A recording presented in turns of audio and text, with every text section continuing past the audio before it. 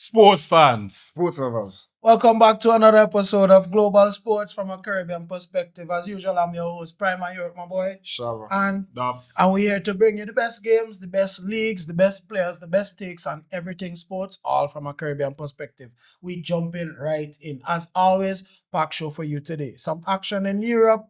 See action going on Shabba phone right there. So you know it live. Action in Europe, action in the T20 World Cup heating up. We getting ready. And we got some action to talk about all around. So let's get right into it. Starting things off as usual with this day in sports history. It's March the 5th. And in 1964, just one day, fresh after winning the world heavyweight title, then Cassius Clay officially joined the Nation of Islam and changed his name to the iconic moniker, Muhammad Ali. What's my name? Float like a butterfly. What's my name? Sting like a bee. What's my name? Call the name. Muhammad Ali. Salute to the greatest. Trust me. And it's also Harry Maguire's birthday. Big up yourself, Harry. Harry! Well, the other Harry. We are fond of another Harry and the particular same. That was this day in history, but right now we're switching gears straight into Europe.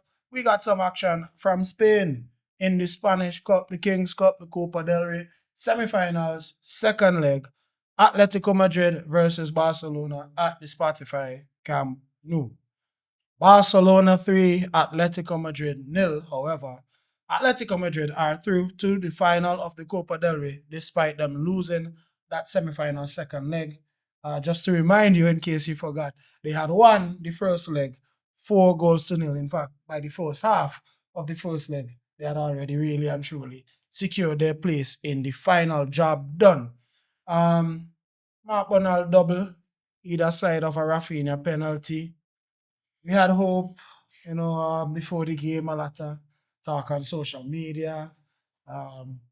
Not sure how I feel about copying the famous quote that I know is associated with Real Madrid, 90 minutes at the Bernabeu. I saw, speaking about 90 minutes at the Camp Nou, I saw Rafinha recreating the iconic Neymar quote, 1% chance, 99% faith.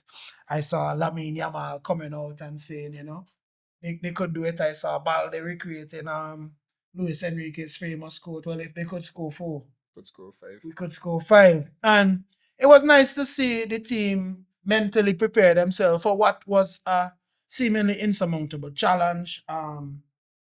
Atletico, in the end, have done it. They've qualified for the Copa del Rey final for the 20th time in their history. That's the second time under Diego Simeone. First time in 13 years, we have to say. Congratulations to Atletico Madrid. Yeah, some might not appreciate the way they went about it in the second leg. And if you're a fan of Atletico, you certainly had your heart in your hands for the majority of the second half as Barcelona were piling on the pressure non-stop over and over, like from the first minute. I think for me hit the top of the crossbar, and then it was just eventual before the floodgates began to open, and when Bornal scored, I feared for the inevitable. I'm not gonna lie. I feared for the inevitable. Momentum felt to be enough. Rafinha got the penalty right before halftime as well. I say it was only a matter of time before Barca equalizes and aggregate, but they just fell short, so unlucky. Yeah. If it had to be anyway, it had to be like this. Obviously, it was not a great performance in the first leg. If I'd be a little bit biased, I'd say a lack of Rafinha and Pedri certainly contributed to how that ended up playing out in the end. I'd also want to point back to that disallowed goal in the first leg that the referees came out after to say that it was an error on their part and Kubasi's goal should not have been disallowed. And you have to feel for the players in the end, because you could see at the end, a lot of them were gutted. They were tired legs, heavy legs, I feel like they left everything out there on the pitch. You could see Pedri coming back from an injury, and, Flick was saying he didn't want to play more than 60 minutes. But all in all, it's good signs of life from the team after a crushing defeat like that, to have the mentality and the fortitude to come back. And like you say, from the first minute, on it, peppering the Atletico Madrid defense, pegging them back at one point. They couldn't really get out of their half. The only thing I would say in terms of Atletico Madrid is this is my problem with Diego Simeone and Atletico Madrid. Your 4 goals up. I could understand being defensive minded, protecting a lead because you have a hell of a lead to protect. But come on, you cannot be this pessimistic as a coach to not realize that, yes, while you have to shore up the defense, you have a golden opportunity to hit Barcelona on the counter. Barcelona playing a very high line. They're taking a lot of chances. They're bundling players forward. You have the quality within your team.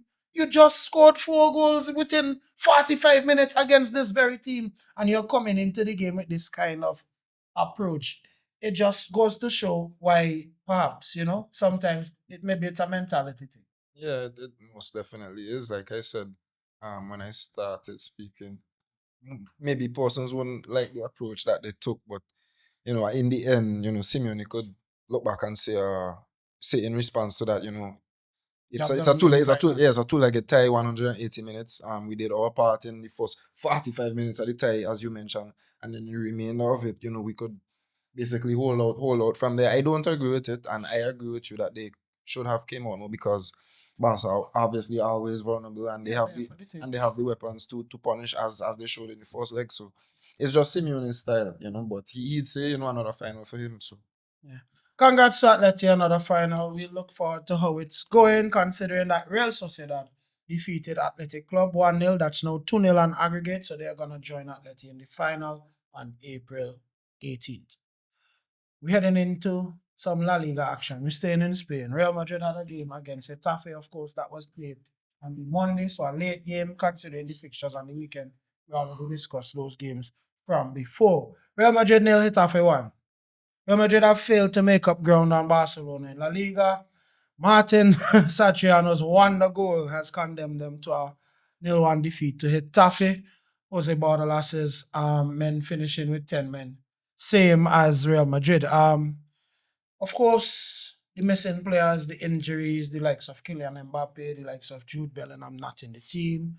Arbeloa certainly would not be pleased, however, with the second straight league defeat, sort of handing back first place and a lead to Barcelona after seemingly ending up in front. Mastantuano was sent off for dissent, and Adrian Liso was also sent off for time wasted. And I know we got some proposed interesting rules for the likes of time wasted and thing coming up in the World Cup. Shaboy's your impression on this game. What was the reasons culminating in this loss? well, it's just much of the same in terms of lackluster, lack of creation, inability to break down a well drilled and organized team. I mean, without Jude Bellingham and Kylian Mbappe, also gonna be now without Rodrigo for a significant period of time. So we lacking creativity and firepower in attack aside from the number 7. When he gets the ball, obviously he's gonna be double and triple teamed. It's hard to create from there. Gonzalo, he has his games, but then he has games like this where his touch is off and nothing connects. Aragule hit and miss. Franco Mastantuono looking like a flop of a signing at 60 million. Not sure what we were doing there. So frailties from the likes of Dean Housen in the back coming on and giving away almost every ball. I'm not understanding what's going on. Is we lost to a wonder strike from Satriano. I think Thibaut Courtois could do about it. But from our end, we were unable to really, really trouble Getafe's keeper. So it's just another game where it shows our inability to break down these low blocks and lack of creativity in the midfield. True. Lappy, one goal aside. One goal aside. All they had a lot of possession in this game. 77%. 600 passes. Sterile domination. Toothless. Satriano came from Leon. Why? Because we loaned Hendrick to Leon and he was on defense and lower in the pecking order. So here he is at Getafe, hurting Real Madrid. Good job Great, again. great job, guys. Good job. Great business, great great business. process. Great job, great process. Anyways, yeah, it's nothing much to say. When Vinny is doubled and tripled and no one else is taking up the load. These are the games that play out. Arbeloa has to find a way to be more penetrative uh, and get more players involved. Rodrigo out is a big miss as much as he hasn't been around already for a period of time. You would expect him to come back into the team in this critical period and help us in the running in the season. So big loss. Hopefully we could get Jude back in time and Arbeloa could turn it around because right now it's not looking good at all. Indeed. Well, that wraps things up in Spain. We head now over to England. We have some midweek fixtures in the Premier League and a lot of differences at the top end of the table right now. We start things off with Brighton versus Arsenal. 0-1. Arsenal handed their Premier League title charge, a really massive boost. 1-0 victory over Brighton and over Albion. Saka making the difference. Manchester City, his result in the other game that we're about to talk about would mean that the Gunners have extended their lead at the top to now. 7 points. That's right. Saka now marking his 300 appearance for the Arsenal with a vital goal. Early strike was deflected in and it snuck in. As a result, 1-0 victory.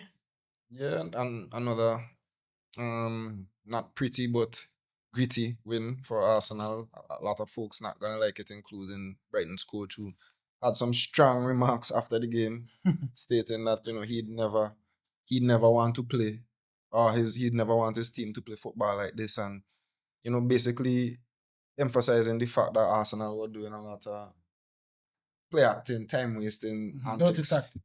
during the game. But all is fair.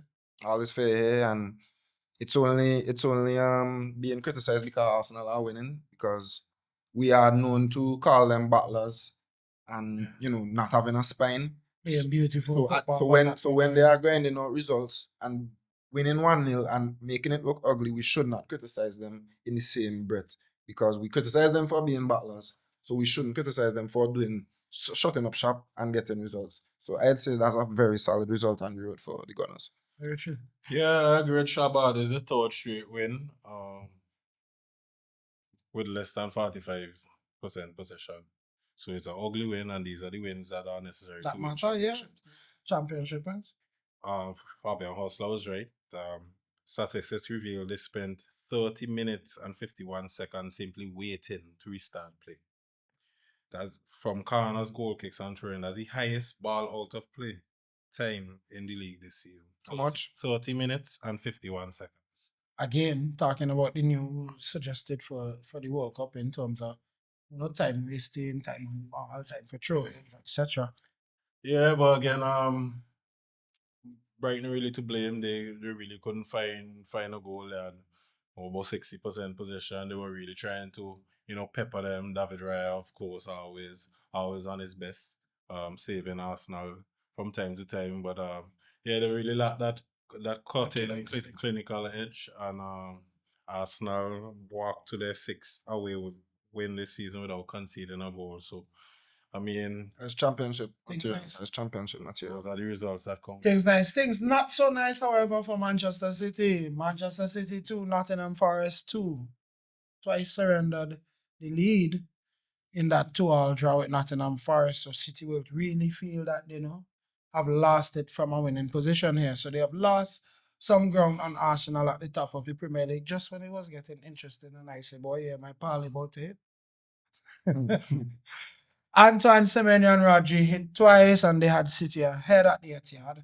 Only for Morgan Gibbs-White and Elliot Anderson to own the strugglers Forest a potentially crucial point. That they're in a relegation battle right now. Yes, City will rule this game because they had a lot of chances to put Forest away.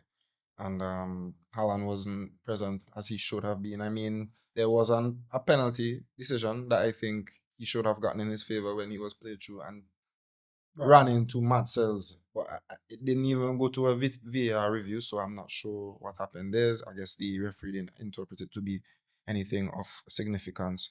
But City were wasteful, and their defense also looked vulnerable. It was a golazo. The goal that Morgan Gibbs White scored was a great goal, one that you should take a look at if you have the time. But aside from that, City will rule this draw, no doubt. Yeah, Dappy, 100. tell me, you had a crystal ball. Am I still on track for my prediction that Pep is gonna get it done? I think this probably put the nail in the coffin. No? There's still the game between City and Arsenal, and I mean 7.3 games.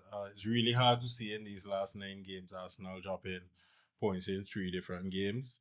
So if they do against City, they really need to keep it clean in the rest of games. But I really feel that they've shown us so far that with a bit of luck, a lot of luck, they have been on top, and I really can't see them this season being derailed by anything right now. All right. Moving over to the other side of Manchester, but they had an away game at Newcastle at St. James Park. They were defeated by Newcastle, 2-1. Michael Carrick's unbeaten run in charge of Manchester United is over. Purple Patch gone shop. This looked like the United of Amarin in terms of the way they were playing in terms of their chance creation. They weren't able to penetrate Newcastle. But I guess every time you go up to St. James's Park and you have to go against the likes of Joelinton and Tonali in midfield, that's gonna show you different levels compared to what you may have faced before them, despite they played Arsenal, Liverpool, and City in that streak where Carrick was unbeaten. St. James's Park is no joke. And despite Newcastle going down to 10 men, they actually played much better with 10 men. And You wouldn't know, you- especially in the second half. exactly, you would not have figured that they were down to 10 men. So all the credit should go to Newcastle because Carrick has made a great start at United. And I don't think a defeat at St. James's Park is much for doom and gloom. Credit to Osula with a brilliant goal as well in the 90th minute, giving old school I'm just about to ask giving Dappy. old school About- Barclays. I'm just about to ask Dappy about that goal. Dappy, he lay it off from about the halfway line and make the run. Mm-hmm. Nice little 1-2 down the flank. He is the position he is, you say, all right, not trend. When he met the first dig inside, you say, all right, something could happen, he could play in a nice grass or something. But to put it where he put it, Confidence. And so don't know why he not getting more game time, because even earlier in the season when Isak was out, no Ultimata yet, and Wissa, I think, was injured. Maybe I'm talking about the preseason, but he showed bright sparks, and he looked like he could be an impressive player. And what he did there was a serious goal, a real golazo. And that was a goal. Real if bad. Eddie Howe doesn't, give him more minutes to show these kind of moments of brilliance, I don't know what else he needs to see. Oh, that goal though became the only substitute in Premier League history to score a 90th minute winner against Manchester United. Crazy, Some crazy stats for work. you there. Crazy work. Manu though will be happy with the result in another game for somebody else who's challenging for those top 4 spots. Aston Villa 1, Chelsea 4. João Pedro, hat-trick hero. The Blues came from behind to inflict a 4-1, well, you have to say a rout, a 4-1 schooling of Aston Villa, even after going down. João Pedro's was also credited with an assist for Cole Palmer's strike, so that means that he contributed to all 4 goals in the game. Lappy, is he in the conversation at least in 2026 for one of the best players so far for the year?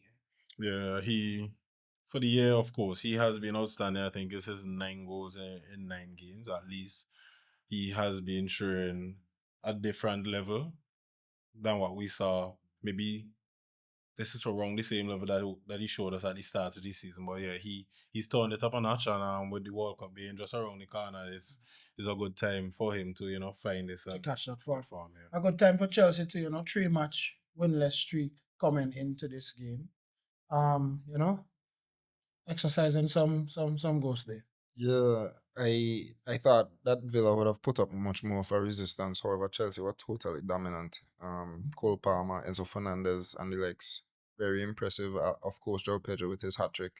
I want to give a shout out to Reece James as well, who gets played sometimes in midfield, and when he shifts there and he goes into full gear and he's on the right hand side and swinging in crosses is truly a sight to behold. Like Reece James at his peak is probably the best right back in the world, I'd say. So having him fit is certainly great for Chelsea's prospects towards the end of the season. And yeah, Joe Pedro is in the form of his life. Certainly. And with him in the form of his life, we know that Chelsea is going to try and, maintain that position that they're in now and try to make a challenge to finish the season in the top four. A side who would want to finish the season in the top four, but honestly, losing against the team that they did. Not sure how serious they are about that. Liverpool went to Wolves and lost 2-1. Dappy, you said it. You said Wolves second half of the season is a jumpy team to play.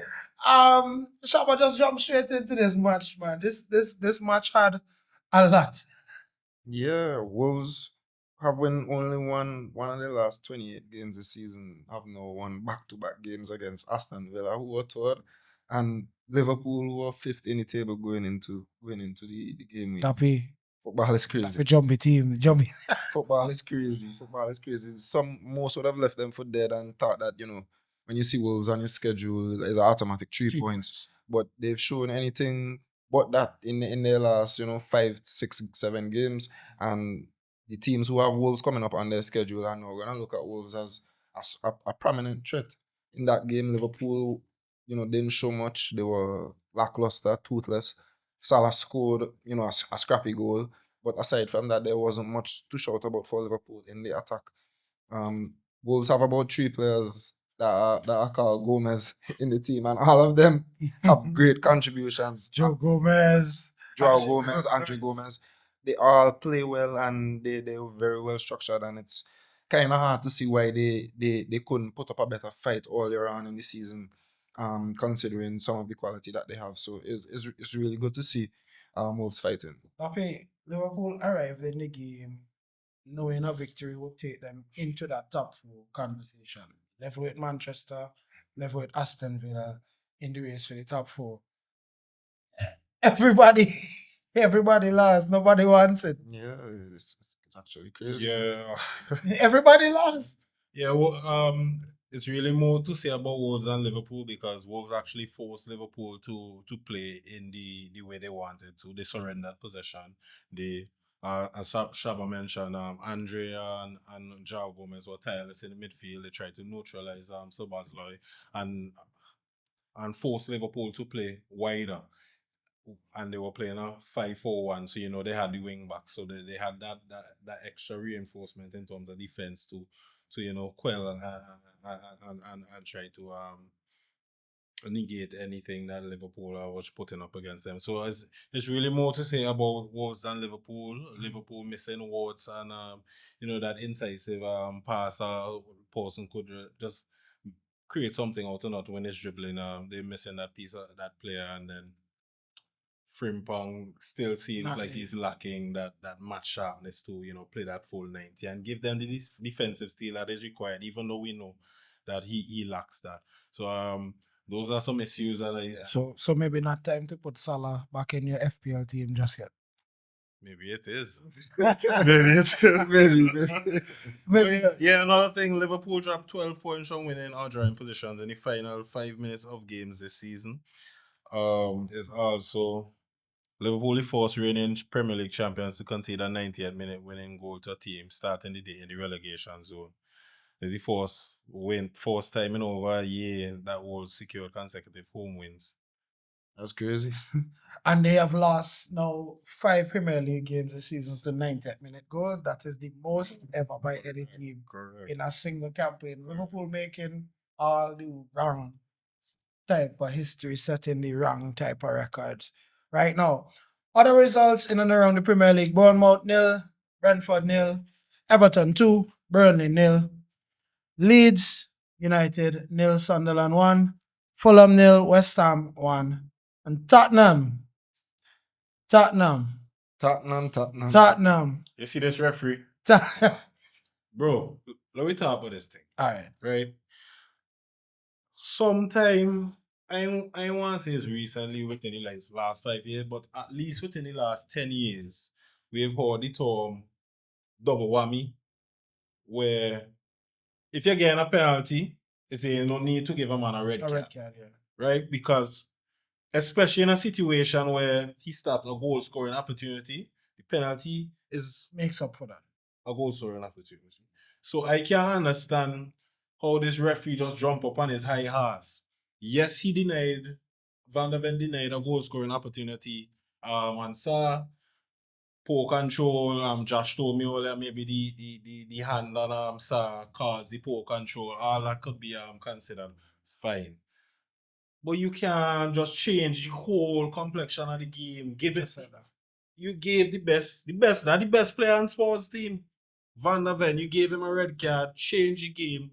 Saw slots it away. I go outside for house and close, bro. I shock, I come back and me 3-1. Yeah, the game was over. And I could feel it for the sports fans, bro, because I feel like they were hard done by there. I feel like it was unnecessary as much as I could understand why he gave the red card. The goal scoring opportunity came back with the penalty. He started away the penalty, but yet Van der Ven down the tunnel. I really didn't think it was fair. Yeah, Spurs suffering down there in 16th on, I think, 28 points. But they're on the same amount of points as at least 2 teams who are below them. So they're definitely, at this point, we have to say they're in the relegation battle. Spurs are 1 point above the relegation zone. Nottingham Forest and West Ham, who are currently in the relegation zone, both have 28 points. Spurs have 29. Right? So the relegation fight is certainly hot and will go all the way to the end. You want us to make a prediction right now because we're about 9 games to go. We're about 9 games to go until the season ends. And these 3 teams are very closely matched. So it's either Wolves, West Ham, or Forest. I mean Spurs, West Ham, or Forest going down with Burnley and Wolves. Who you think going down there? Looking at the fixtures, I'd think say Spurs get West it. Ham. I'd say West Ham because they have City, Villa, and Arsenal, and still Newcastle to play. I'd say they have the toughest running. I still think that Spurs could eke out a point or two to save themselves. So I could see West Ham being dragged down into it, despite Bowen and the likes being there. I'm pushing out the bias shop. Hold on. Pushing out the bias. Yeah. Get Our up. Maranakas go down, eh? Yes, sir. Forest go down. Our Maranakas go down, boy. Telling you. No, but for real, I feel like most recently West Ham of all those teams are the most informed Yeah, right now. and should stay up. And I feel it would be at Nottingham Forest's expense. Forest. I feel like Tottenham needs 6 points to stay up. That's what I feel Tottenham If needs they to get guarantee safety. 6 points should be enough to stay up. I think that's it. Yeah, and if they get those 6 points, I really can't see Nottingham Forest beating Fulham. I can't see Forest going through all those string of games and coming keeping out it, with yeah. more points than Spurs, honestly speaking. I feel like Forest would be the ones to go down, with West Ham staying up, just narrowly above them, maybe a 2 or 3 points. I hope it goes all the way to Yeah, be a nice Spurs can win a game to save their life. I telling you, the juju just against them. Yeah, against them, man. But I just feel like, boy, it's in. If- it's in. I can feel it coming in the air It's tonight. March and then when I game it. Hold on. 6. The Spurs gonna get relegated, man. Rough boy. That man say Spurs getting relegated. man. Relegation. If they don't win, them 2 games they say they need to win. That But they should win it. With them fixtures they saying check, again. check, check. With Spurs at least, Check huh? the fixtures. They have Sunderland, they have Brighton, Wolves, Villa, Leeds, Chelsea, and Everton. Wolves, Villa, Leeds, Chelsea. Chelsea. They are the 3 teams that come up this season. Everton. Liverpool is the next game, I think. Yeah. I'm glad you see what I said. It's real tough. I'm glad you see what I said. The 6 points against Wolves and Leeds Even Brighton. Against who? and Brighton. Yeah. Against who? No, the last 2 you call, not the first one. Wolves and Leeds. Wolves.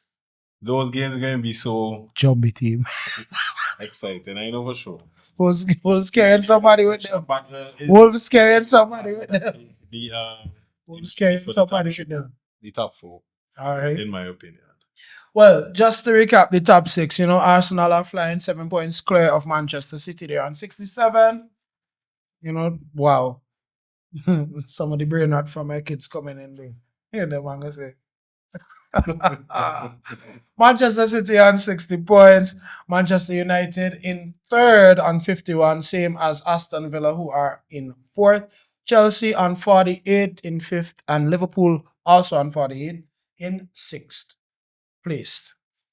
Heading now to the Cricket T20 World Cup semi-finals recently, as in today, concluded. Let's get into the action. We want to talk first about semi-final 1. New Zealand versus South Africa. What? Awapa. What? Ashaka. Daps? Total demolition on them, bro. Yeah, complete dismantling of South Africa by New Zealand. It was great captaincy, I must say, because I don't think they were expecting the spinner up front, South Africa batters, and he got rid of the Dangerman Rickerton and the Cock early, and that really set the pace for the day for New Zealand.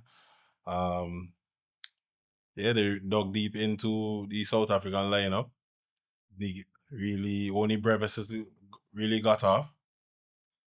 And Marco Jansen. And Marco Jansen of anybody, he faced 5 overs, he faced 30 balls, so 55. For 55 runs. So it was a violent effort by him to take the total to a respectable It was at 12 for 2.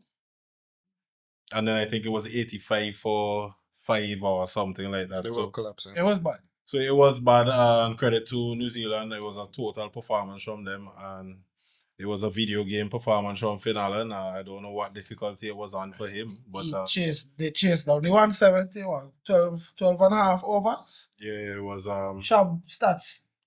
Why Finalen? I'll save it. For my man of the match segment because Finalen. We'll give you that. They hit 84 without loss in the power play. That is the highest power play score in a T20 World Cup knockout game ever. Kind of crazy considering the farm South Africa showed coming into the game. They looked unbeatable, batting, bowling. mhm. And it just goes to show the unpredictability of this format, that no matter how good your previous performances, the skill level in this is so tight because of the cricket is supposed to be a fair contest between bat and ball. But it's definitely not in this format because a team could just come out and have a day like what New Zealand had yesterday and, take away everything basically that South Africa did before, everything that they did before, all the wins in the Super 8, all the win against Afghanistan, everything now comes for nothing. So it's just crazy how this format goes, but congratulations to New Zealand who deservedly, book their place. Yeah, it was I wasn't sure who won the toss, but it seems like the toss played right into their hands as well, because while South Africa found it difficult to bat in the first innings. In the second innings, they found it difficult to bowl because of the new factor. So the ball was slipping out of the hands and sliding onto the bat. So it was coming onto the bat much better. And especially for the fast bowlers, and it was easier for these guys to just go all out and hit it out of the park. Yeah, we gotta hold your hands up at GSCP here. We kind of underestimated the Black Caps. We did. And that was given South Africa's, giving respect to South Africa's form that they've shown during the tournament. This is the joint fastest T20 century for a full member playing nation. The fastest century come from, don't know it now, but it's a guy for playing for one of those associate teams. So big up Finland again. This is New Zealand's first ever victory against South Africa in a T20 World Cup. 5-0 it was. What a time to do it. 5-1. So yeah, big up New Zealand again for shutting up everyone, and sorry for underestimating you guys. Yeah, apologies to the Black Caps, and we look forward to seeing them in the final. On to semi-final number 2. India versus England. Dappy, 499 runs in this game. Highest. Let's go crazy. Crazy. Jesus. And I don't know what it is about cricket and these 99s and so on to just make it so much more memorable. Because 500, you might forget, but 499 just kind of stick it in your mind. India have held off a miraculous chase from England's Jacob Bethel to win by 7 runs and reach their second consecutive final on home soil. Harry Brook not gonna sleep well tonight. Won the toss, put India into bat, and drop Sanju Samson's. While he, on 50. Before he went on a rampage. So Harry Brook definitely not gonna sleep well tonight. Also did not make many runs. So it was a bad decision from him to put India into bat, because it was clearly a road in terms of the pitch. They clearly did not make the right decision by putting India into bat in their home conditions, clearly. But I have to give a lot of credit to India as well. They fielded excellently. Akshar Patel made 2 catches of the tournament contenders in one game, and showing his excellent athleticism. So he's also good with the ball and good with the bat. So I'd say that's one of India's most underrated players. Sanju Samson, we mentioned, Bumrah, Arshdeep Singh, so many unsung heroes for India. And while they might be favorites and expected to reach to this stage, there was still a lot of pressure on them today, and they deservedly won today. Yeah, I just want to touch on Jasprit because he came in the 18th over in a game where the average economy was 12. He came in the 18th over and only went for 6 runs. And it was just a masterclass in bowling. He's on another level, special talent, and Pressure. I think that too, because India won by 7 runs. So imagine another 6 also runs off of Bumrah's over. Who knows how the game would have gone? So standout performance from him, just that over, especially. He really came into the death overs and put his hand up and say, let me see if I could peg. And I think that's the brilliance of Bumrah too, because most bowlers, you might measure their greatness in wickets, but with Bumrah, his greatness does come in not conceding runs, bro, and being very difficult to bat. And his line and his length and his Yorker ability, that is what separates him from everyone else, I'd have to say, in all formats. True. But you really have to say it's a batting surface. I mean, India 253 for 7. That's the highest ever score in a T20 World Cup knockout. Samson with a masterclass 89 or 42 balls. Like you said, Harry Brock not gonna sleep well tonight, but still better to come in and smash that maiden T20 century, 105 or 48 balls. That's the highest individual score in a T20 knockout history. And he surpassed Finland's record from the day before. That's crazy in terms of batting. I mean, I know we spoke about the catches that Akshar Patel took. We spoke about the bowling by Bumrah Jasprit and even my friend I don't like your first name, but my brethren. Panda. Yeah. My brethren name. Um, it was a really a match that deserved to be a final. Yeah, that's true because it was a match. I'm sure every neutral was really licking their lips while watching it. Honestly speaking, of edge of the seat stuff. I was so sad that it wasn't a final, but hopefully we could get something in similar standing in the finals. Yeah, Sunday. True. So for the finals, we have India versus New Zealand. Home ground, home turf, second time swinging to do it in front of the fans this time. Destiny for India. Defending champions. No, would be a historic third T20 title. First one in front of the home fans, as we said. They had that bumpy start, losing to South Africa. Now, with Samson leading the line, lots of action. New Zealand has a historical edge over India in ICC tournaments. They won all 3 of their previous T20 World Cup encounters against India. So they have a little bit of, past history going for them in that game. I don't know what that's going to come for. Many of those players weren't involved in those games. Many of those players probably aren't even aware of that stat. Right? But Definitely, because I mean, they have other history going against them too. They Correct. wanted to finally lift the trophy.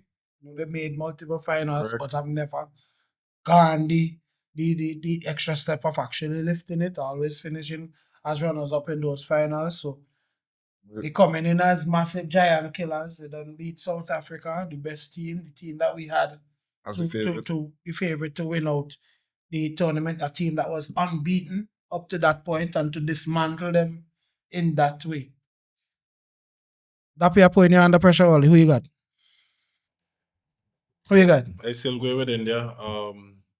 As much as immense as the pressure would be from the fans and just what the players would be putting on themselves, I believe that they would relish it, and they really would take the ball by the hands and put on an outstanding performance and win the game against New Zealand. Yeah, Gishab? Hard to disagree. India at home conditions, everything in their favor.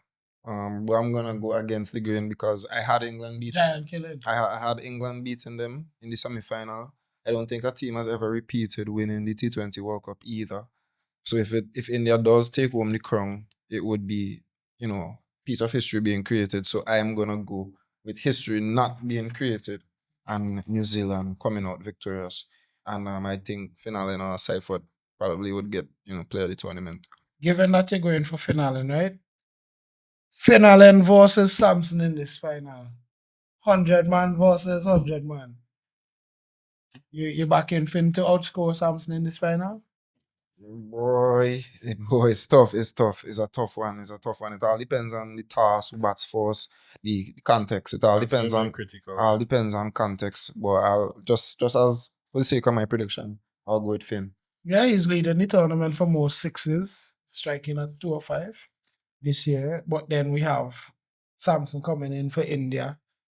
Consecutive clutch performances, hot farm going into the final, 97 against West Indies, not out. 89 match winning performance against England. This is gonna be Tasty. a spectacular. Mhm. Just to add some more credit to your prediction. India swept the bilateral T20 series 3-0 early in January. So that suggests maybe that they know how to beat New Zealand. the Kiwis on the home soil.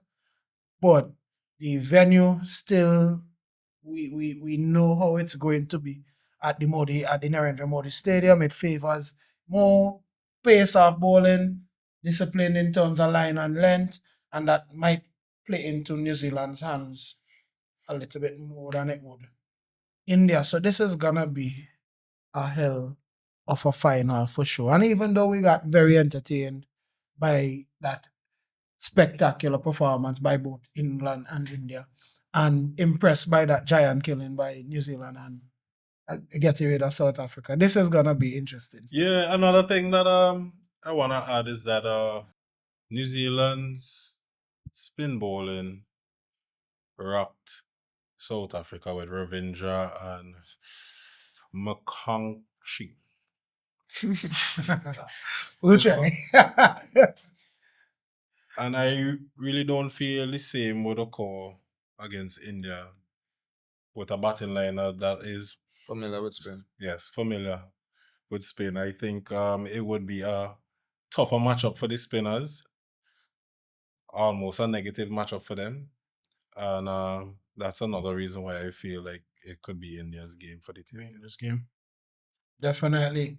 That wrap things up for us looking at the T20 World Cup. We're excited for that final on Sunday. It's been a great tournament thus far. You know, absolute cinema.